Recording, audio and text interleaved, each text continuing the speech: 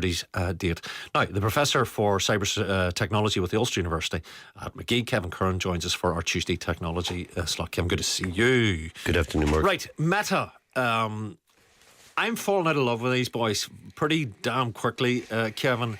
I think my days on Facebook, although I need it for work, are numbered. I think my days where they are aged on Twitter are numbered as well. Anyway, there's celebrity scams now, face recognition and all the rest. Should we be worried?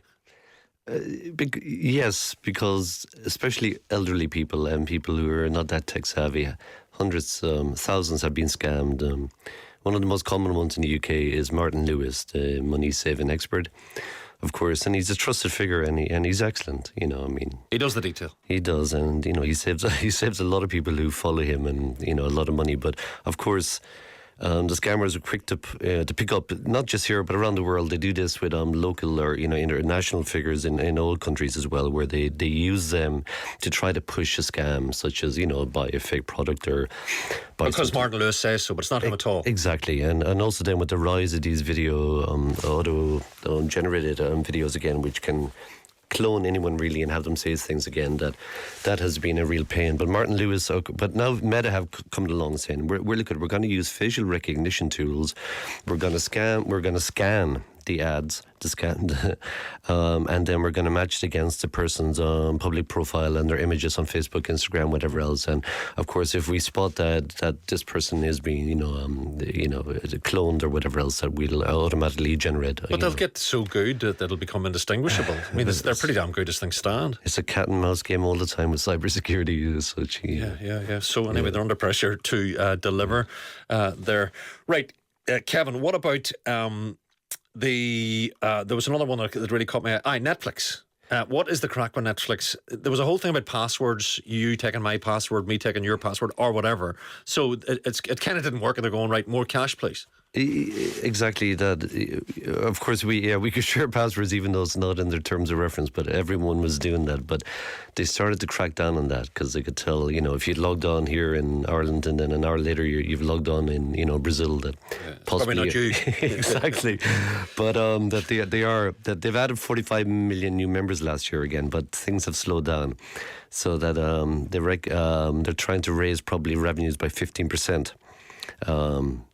Again, but again, there is different revenue prices. Again, you can get ad free. You can get $4.99 with ads for Netflix. $4.99 a month. Exactly, $10.99 ad free, but that gives you 2 devices and 2 simultaneous streams in your house. But if you go for premium, that's $17.99 a month. Yes, it is. Yeah, but that allows you to have 6 devices or 6 people and 2 people not living in your household as well. Right. To do this as well. So. Right, okay. What's the direction of traffic there, Kevin? I mean, Netflix was the king of the hill.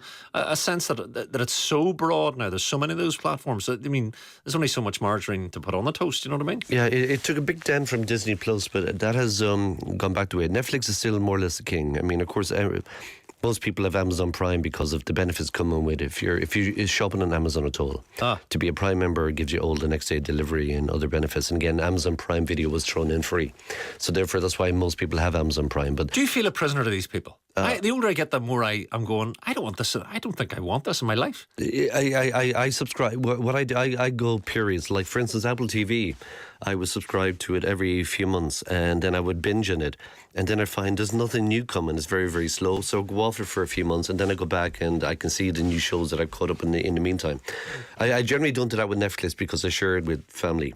But you could do that with a lot of these things. Amazon Prime, I just go there and flick, but then I go to the iPlayer as well, and I got lucky last night with a 3-part series on Mozart, which I didn't know. Mozart? Yeah, it was lovely. It was on wonderful. Netflix?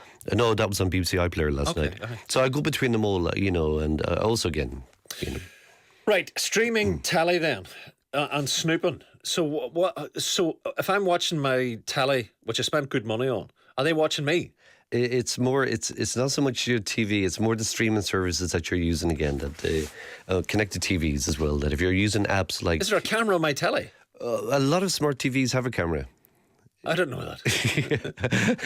Do you think they're sitting watching me watching television? Oh, Kevin. No, no, not yet. But no, a lot of smart TVs do have cameras, of course, for so you can actually video conference on there as well. Right. It's more that they're scanning what the stations are you're watching whenever you're logged into the apps. Yeah. Not so much when you're on terrestrial TV, if you're on your BBC iPlayer, or, ITV or whatever else. But if you're going through apps again, there's selling these to a lot of data brokers again, a lot of these Roku apps, whatever else, which will give you a lot of free channels with the ads inbuilt. But the fact is, again, that these reports come on saying it's very much a wild west.